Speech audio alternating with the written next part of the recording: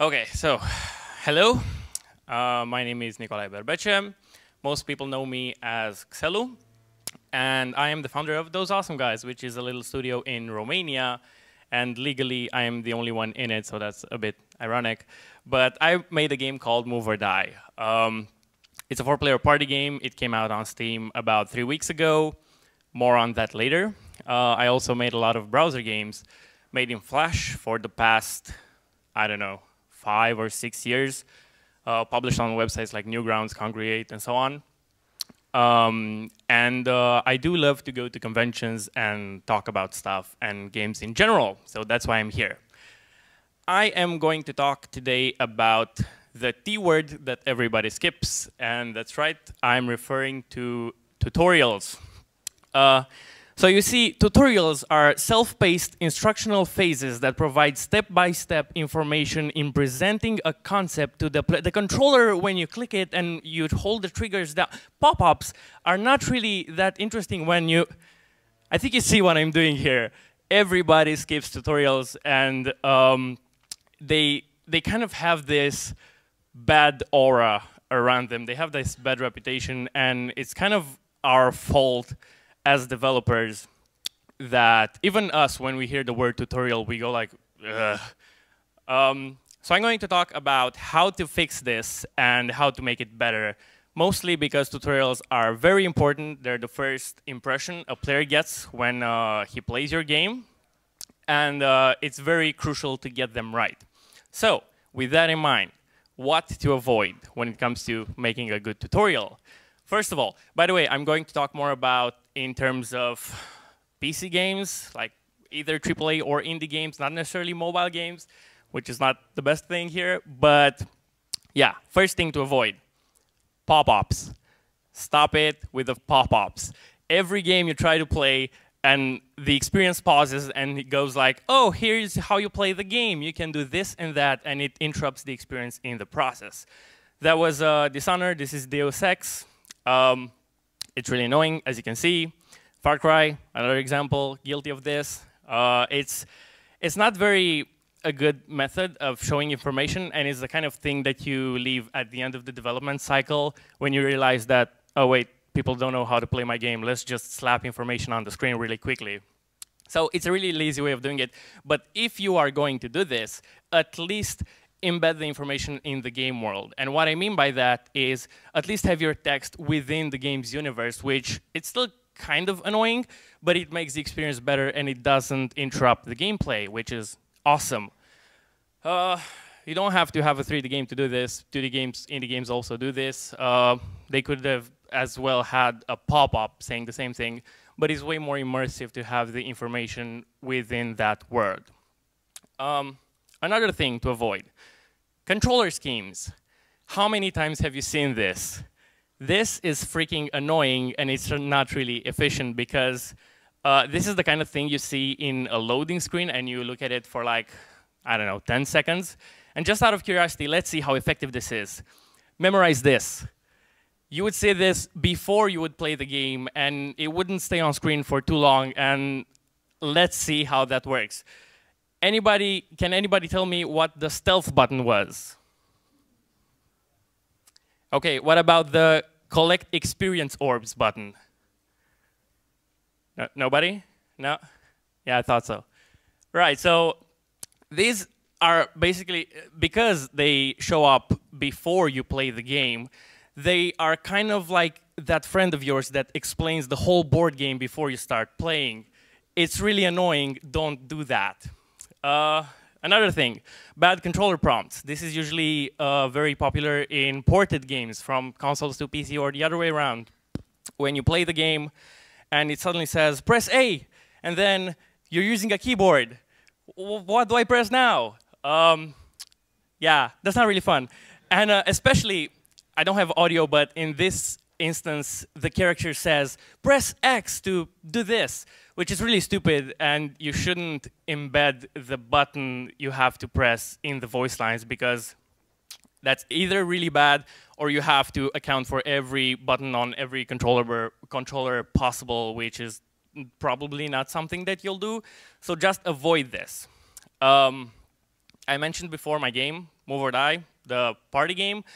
This is how I handled prompts in Move or Die, is when you use the keyboard, the controllers, the prompt is a keyboard button, and as soon as you switch to a controller, it switches instantly. I think that's how it should be in all games, and also if you use the mouse, all the prompts disappear instantly. And I think that's very, very important to have a seamless experience when it comes to knowing what to press on the screen. But most people don't do this because it's very time-consuming to create all the prompts for all the controllers and all this. And a bit of shameless self-promotion, I was bored one day, so I made all these buttons for all these controllers, and they're completely free to use if you just go to that URL. So if you need prompts at any time, go there. Right, another thing to avoid when it comes to tutorials, walls of text. I'm sure all of you love to just play the game, it's all freaking awesome, and then, oh, I have to read a freaking thing. And it's pretty sad that The Witcher did this, because I kind of trusted it. So yeah, that should go without saying. Another thing, don't teach mechanics that the player doesn't start with. So for example, if you played the old Prototype, it kind of does this. It puts you, I mean, it's a very important tool when it comes to storytelling. It's called in medias res, when you're dropped in the middle of the action. And it's pretty cool because it's like dangling a carrot in front of the player, like this is what you'll be able to do. But then you take all the abilities from the player, and that kind of leaves a sour taste in his mouth. So yeah, that's another bad thing to do. So I talked about what not to do. Now, what about what to do? So it basically all boils down to one sentence that I think is very, very important when it comes to making good tutorials, and it's teach through experience. No pop-ups, no walls of text, none of that. Teach through experience. This is a little cool example. While I was working on my party game, I also checked out other party games. This is one called Toto Temple Deluxe. It's a very cool game. And in this game, you don't just run around, you dash all over the level. And that's a mechanic you have to learn. So how did they teach the players that? They had the entire menu have the player navigate the entire menu by dashing. So adding a new character, adding an AI bot, even selecting levels, you do this by dashing around, and you learn how to move around in the menu interactively, not with a pop-up. So that's really, really cool. Next, I'm going to show an example that was first pointed out by Mark Brown in his YouTube series Game Maker's Toolkit, which you should check out because it's pretty cool. So let's say you have a game in which you have to dismember the enemies, not shoot them directly in the head, like take their limbs off. How do you teach the player this? Well, if you're Dead Space, first you write cut off their limbs on a whiteboard, followed by a pop-up saying this is how you cut off their limbs, followed by an audio log by one of your crew members saying cut off their limbs, followed by another audio log that reinforces that idea that finally ends in a pop-up called dismemberment. Now, at this point in time, the player kind of is sick of the developer holding his hand, and that just freaking sucks. But the thing is, a few years earlier than Dead Space, a little game came out called Half-Life 2, which did the exact same thing, but much, much better. So basically, if you play Half-Life 2, you have to dismember the zombies. And the way they teach that is that you just go on and you see this, and you're like, OK. You try to move on, but you can't. There's a table. So you jump on it, and you notice these saw blades. You pick them up with your gravity gun, and the moment you do that, a zombie walks in front of you, and your first reaction is to press the mouse button to shoot. And that shoots the saw blade from your gravity gun, killing the zombie, dismembering him in half, and that teaches you the mechanic. No text, no pop-up, just experience. You figured this out, and it doesn't feel like the developer taught you this. It feels like you figured it out, which is much, much more efficient. So yes, teach through experience. Half-Life 2 is riddled with puzzles like this, with tutorials like this, which are really, really cool and subtle. There's this enemy called a barnacle, which is like a tongue coming from the ceiling that sucks you up. I'm sure you all know this because you already played it. But the thing is, this is how they teach you about them. This is the first time you see a barnacle. You see a crawl fly in his tongue, and you immediately see how they work. And you're like, okay, then you move on and you stumble upon these barrels. You push them down a slope, and they end up in a barnacle, which again sucks it up, and then you put the two together that you have some explosive barrels, and you figured out that, maybe I could combine those two things and do this. And yes, that's quite cool because, again, the player figured that out. If Half-Life 2 was made today, there would probably be like huge arrows pointing at the barrels, like, here, use this, it explodes. So yeah, don't do that. Other short example is the zombie that explodes. They present you between a glass wall, so they showed you a mechanic in a controlled environment. When you were playing fetch with the dog, you weren't just playing fetch. They were teaching you how to destroy the helicopter later on in the game, or how to avoid these little enemies. So yes, those are amazing way to teach the player how mechanics work. And Half-Life 2 also has a lot of tutorials in it, but all of them are integrated in the universe. They're not like text or pop-ups. There are characters explaining you how a thing works within that world, which is really cool. So yeah, don't treat players like morons. That's annoying. Another example, which has been explained to death. Mario. I'm sure all of you played Mario.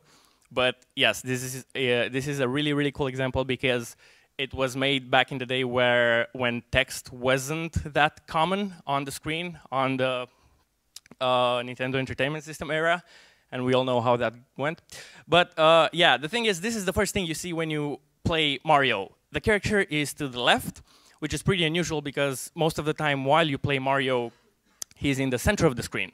So what does this tell you is that, oh, I can move to the right. So you start pressing the buttons because there are not so many, and you move to the right, and you see this, which is a mystery. And you're like, okay, I don't know what it is. So you continue moving, and you see this Goomba approaching you, which kind of looks like an enemy, and is the first moving object that you see that is kind of frowny. So you immediately realize that that's an enemy. I should kill it. But you don't know how to kill it, so you start trying out new buttons, and you figure out that you can jump. So you instantly land on his head, and you can kill him in the process. If you don't do that, you die, and the iteration cycle is very short because you're only getting pushed back a few seconds. And then you keep on going. Now, you figure out these blocks, you might be able to do something with them. So you jump in one, and this mushroom pops up, which is very similar to the Goomba. And you're like, OK, maybe that's bad. Maybe I should avoid that. So the way the developers did it is that the mushroom moves to the right and immediately gets affected by gravity, bounces back on the pipe, and when you try to jump over it, you hit your head on the bricks and land on top of it, which shows you that this is a good thing. This is a power-up, actually. So what they did here is they taught you through experience, not through text on the screen. You keep going on, and these pipes are not here for no reason. In order to jump over them, you have to hold the jump button, which shows you that if you hold the jump button, you jump higher. That's a very clever way of teaching that mechanic. And yes, later on, they teach you that you can kill Goombas from below. And in newer instances of the game, this is how they teach you that you can double jump by having a little trail of coins. Again, very subtle, very effective. So, teach through experience. There are many other examples that did a good job when it came to tutorials, like Mega Man X, God of War, where you have to kill the whole first boss with like one button, and it makes you feel very, very powerful, even though you're not really doing that much. And of course, Portal, which is basically the whole game is a tutorial. So yes, challenges. There are a lot of challenges. For example, in my game Move or Die, it's a 4-player party game where all people play on the same screen. And the rules keep changing every 20 seconds. So the challenge was, how can I teach the player the mechanics of the game, knowing that I have 4 players looking at the same screen?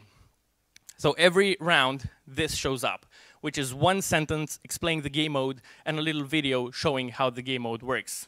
Now, this is cool because if you want, you can skip it, but all players have to skip it for it to disappear. But the thing is, once you show a piece of text on the screen that you know will disappear in a certain amount of time, you usually get this pressure of the text will disappear, so I have to read it really fast and not really understand it.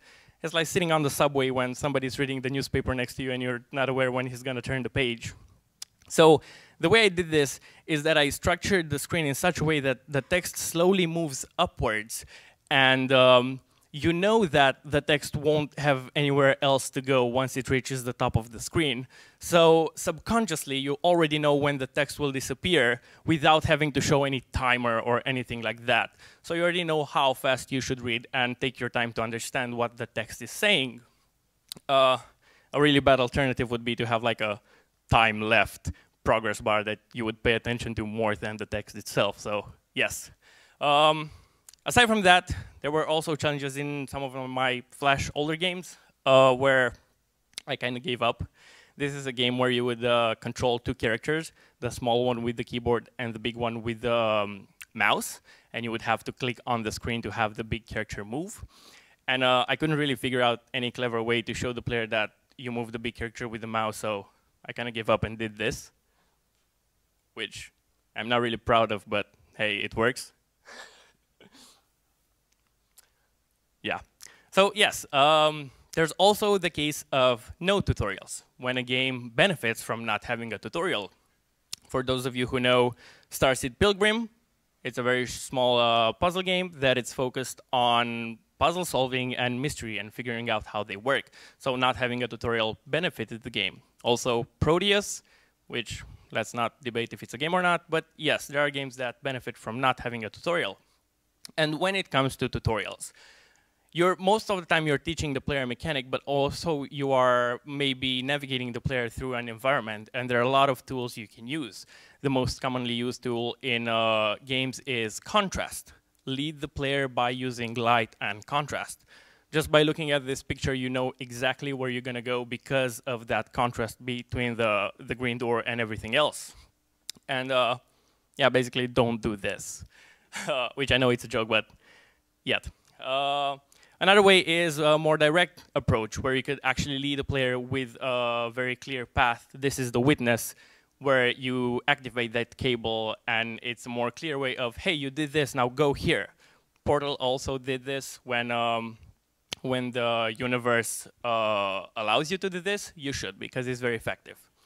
You could also use camera movement, which I'm not really a huge fan of, like to show what's happening around you, because most of the time the camera will overstay its welcome, and you get that, okay, yeah, I get it feeling.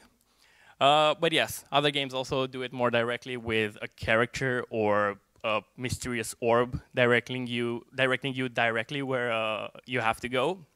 So that's one way of directing the player. Another tool is localization. A lot of games use different buttons based on the region. In Japan, for example, you don't use X to advance in the menu, you use circle. So that's also a thing to keep in mind. And controllers. They are shaped in such a way that they promote certain actions. Pushing a trigger is like shooting a gun or accelerating. A Wiimote is very much like a sword, and there are endless possibilities with the new VR controllers that you can explore and have fun with. And yes, this is an example for shooting a gun in a VR game. You don't have a button to reload. You actually slap out the chamber. You rotate your finger on the trackpad to reload the chamber, and then you slap it back in. This is very intuitive, and this is a great way to teach a mechanic. And there are a lot of standards, of course, that green is good, red is bad, depending on the genre. In some cases, red is life, blue is mana, and so on. So with all these in mind, can you guys think of any game that you played that had an amazing tutorial that just blew your mind, that it was so, so good? Yeah, that's exactly the conclusion, that a great tutorial is one that nobody remembers because you're not aware that it's a tutorial. Thank you. Hi. So quite a lot of the examples you showed are adventure games with a very sort of short loop where you're really thinking about what's going to be happening in the next minute or next few seconds. In for example, a strategy game where you're dealing with much bigger loops where your actions might have an impact an hour or 2 hours down the line, how do you treat those sorts of longer-term things so you can't get that instant feedback, that instant experience of what you're doing? Well, that's tricky because it's very tricky because it's hard to teach a player something that will happen that has repercussions way down the road. But I think you should focus on the short term, and then at the time when it comes that it has long repercussions, you can point that out in some way. And it should be a very gradual learning curve. It shouldn't be like the controller prompt that I show that shows everything at once. And for example, this is a problem with fighting games, that not many people enjoy fighting games because they have such a steep learning curve. And basically, as extra credits pointed out, fighting games are basically like a chess game. It's all about strategy and not that much about skill. It's all about planning your moves. And not many people enjoy that because they just mash buttons, and like playing a fighting game is like, okay, I don't understand what I'm doing. But watching pro players play a fighting game is very fascinating. So there are genres that suffer from these problems, but I think everything can be fixed. I have one till the others. How do you test tutorials? Because if once you show it to someone, he or she will learn how to play the game, and the next iteration he will already know that. So right, yeah, that's kind of tricky because you're kind of consuming people, because you can't really reuse the same person to test a tutorial. But yes, it's very important to basically give your game to a person and just let them play. Don't stand next to them, don't ask them questions, because you won't be there when people play your game out in the wild. So they have to experience it on their own. And then you could maybe ask questions or use various tools to observe how that person is doing. But what I think is very, very important is don't do this with friends, because they will lie and be like, oh yeah, totally, I totally understand this, it's cool. But yeah, just find a lot of people and let them play the game and observe from a distance and take notes. all right, then. Thank you. Cool, thank you. And